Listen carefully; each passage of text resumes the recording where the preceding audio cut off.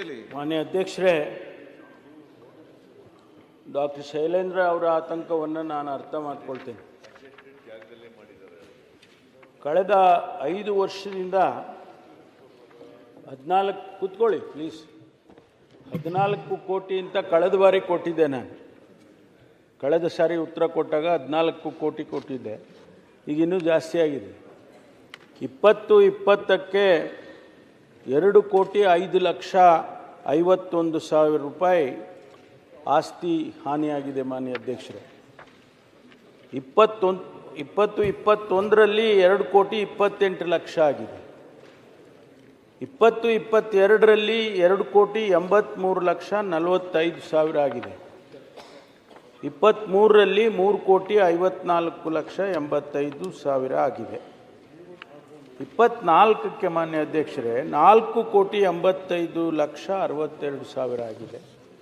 25ಕ್ಕೆ ಇಲ್ಲಿವರೆಗೂ 18,15,500 ಒಟ್ಟು 15,75,58,500 ರೂಪಾಯಿ ನಷ್ಟ ಆಗಿರೋದು. ಅಂದರೆ ಅಗ್ನಿ ದುರಂತಗಳು ಆಗ್ತಾ ಇದ್ದಾವೆ ಅನ್ನೋದು ಇದು ತೋರಿಸುತ್ತೆ. ನಮ್ಮ ಈ 5 ವರ್ಷದಲ್ಲಿ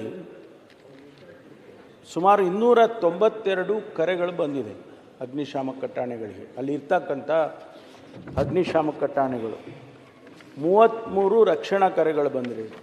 ಅಂದರೆ ಭಾಳ ಎಮರ್ಜೆನ್ಸಿ ಕರೆಗಳ ಥರ. ನಾವು ಈ ಭಾಗದಲ್ಲಿ ಈಗಾಗಲೇ ಚಿಟಗುಪ್ಪದಲ್ಲಿ, ಹುಮ್ನಾಬಾದಲ್ಲಿ ಅಗ್ನಿಶಾಮಕ ಠಾಣೆಗಳು ಇದ್ದಾವೆ. ಆದರೂ ಕೂಡ ಇಲ್ಲಿ ಮಾಡಬೇಕಾದಂಥ ಅವಶ್ಯಕತೆ ಇದೆ ಅಂತ ಹೇಳಿ ನಮಗೆ ಇಲಾಖೆಯವರು ಹೇಳಿದ್ದಾರೆ, ತಾವು ಕೂಡ ಹೇಳಿದ್ದೀರಿ. ಆದರೆ ಈ ಡೆಪ್ಯೂಟಿ ಕಮಿಷನರ್ ಸುಮಾರು ಪತ್ರಗಳನ್ನು ಬರೆದಿದ್ದೇವೆ. ಇಲಾಖೆಯಿಂದ ಸುಮಾರು ಪತ್ರ ಹೋಗಿದೆ. ಕಳೆದ ಲಾಸ್ಟ್ ಲೆಟ್ರ್ ಅವ್ರಿಗೆ ಹೋಗಿರೋದು 6/8/25ರಲ್ಲಿ. ಈಗ ಅವರು 18/11/25ಕ್ಕೆ ತಹಶೀಲ್ದಾರ್ರವರು ಈಗ ಅನುಮತಿಯನ್ನು ಕೊಟ್ಟು ರೆಕಮೆಂಡ್ ಮಾಡಿದ್ದಾರೆ ಅಸಿಸ್ಟೆಂಟ್ ಕಮಿಷನರ್. ಇನ್ನೂ ಕಂಪ್ಲೀಟ್ ಆಗಿಲ್ಲ. ಎಷ್ಟು ನಾವು ಕೇಳಿರೋದೇ 2 ಎಕರೆ ಜಮೀನು ಕೇಳಿದ್ದೇವೆ. ಈಗ ಅವರು ಮುಗದಾಳ ಗ್ರಾಮ, ಮುಗದಾಳ ಹೈವೇದಲ್ಲಿ, ಮುಗದಾಳ ಗ್ರಾಮದಲ್ಲಿ ಸರ್ವೆ ನಂಬರ್ 95ರಲ್ಲಿ 10 ಎಕರೆ ಜಮೀನಿದೆ. ಅದರಲ್ಲಿ 3 ಎಕರೆಯನ್ನು ರೆಕಮೆಂಡ್ ಮಾಡಿದ್ದಾರೆ ತಹಶೀಲ್ದಾರ್.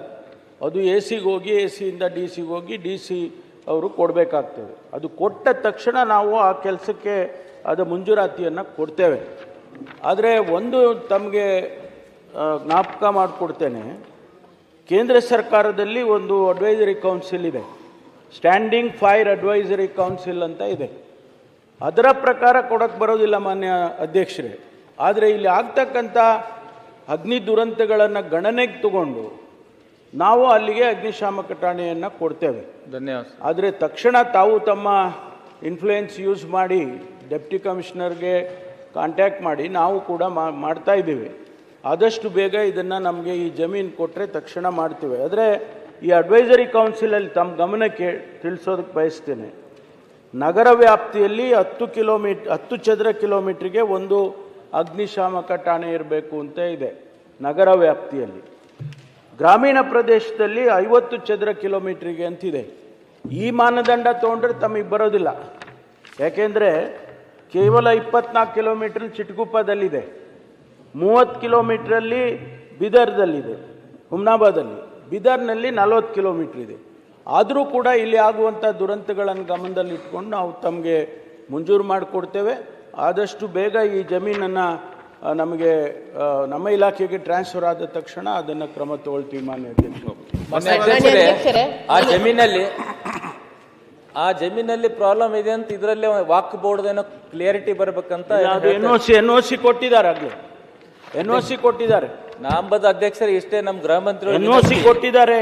ಅದೇ ಗೃಹ ಮಂತ್ರಿಗಳೇ, ಒಂದು ವಿನಂತಿ, ಆಡಳಿತ ಜನರ ಹಿತದೃಷ್ಟಿಯಿಂದ ಸಾಕಷ್ಟು ತಾವು ಆರ್ಡರ್ಸ್ಗಳು ಹಾಕ್ತಾ ಇದ್ರಿ, ಬರ್ಲಂತ ಇದ್ರಿ. ಬಟ್ ಜನರ ಹಿತದೃಷ್ಟಿ ಇಷ್ಟು ಅನಾಹುತ ತಗೊಂಡಿರಿ, ಧನ್ಯವಾದ ನಿಮಗೆ. ಬಟ್ ಒಂದು ಕಾಲಮಿತಿ ಹೇಳಿ, ಒಂದು 2 ಎಕರೆ ಎಷ್ಟು ದಿನದಲ್ಲಿ, ಎಷ್ಟು ತಿಂಗಳಲ್ಲಿ ಸರ್, ಎಷ್ಟು ತಿಂಗಳಲ್ಲಿ ಮಾನ್ಯ ಗೃಹ ಮಂತ್ರಿಗಳೇ ಸದನ್ ತಾವು ಹೇಳ್ಬೇಕಂದ್ರೆ ಎಷ್ಟು ತಿಂಗಳಲ್ಲಿ ಮಂಜೂರು ಕೇಳಿ ಮಾನ್ಯ ಮಂತ್ರಿಗಳೇ. ಅವರು ಟೈಮ್ ಇಲ್ಲ, ಅವರು 3 ಎಕರೆ ಏನು ರೆಕಮೆಂಡ್ ಮಾಡಿದ್ದಾರೆ. ಅವರಿಂದ ಒಂದು time bound time limit time ಅಂದ್ರೆ ಆ ಜಮೀನ್ ಕೊಟ್ಟ ತಕ್ಷಣ ನಾವು ಜಮೀನು process start ಮಾಡ್ತೀವಿ. ಸರ್ಕಾರ ನಿಮ್ದೇ ಒಂದ್ ಸೆಕೆಂಡ್ ಇದೆಲ್ಲ ಕಡೆ ಬೇರೆ ಬೇರೆ ಒಂದು ಇಲಾಖೆ ಕೋಆರ್ಡಿನೇಷನ್ ಕಡಿಮೆ ಇದೆ. ಈಗ ಜಮೀನ ಅವರು ಕೊಡಬೇಕು, ಅದು ತಾವದು ಮೀಟಿಂಗ್ ಕರ್ಸಿ ಕೊಡ್ತಾರೆ ಇಲ್ಲ ಒಂದು ಕ್ಲಾರಿಟಿ ಮಾಡಿ ಕೊಡ್ಲಿ.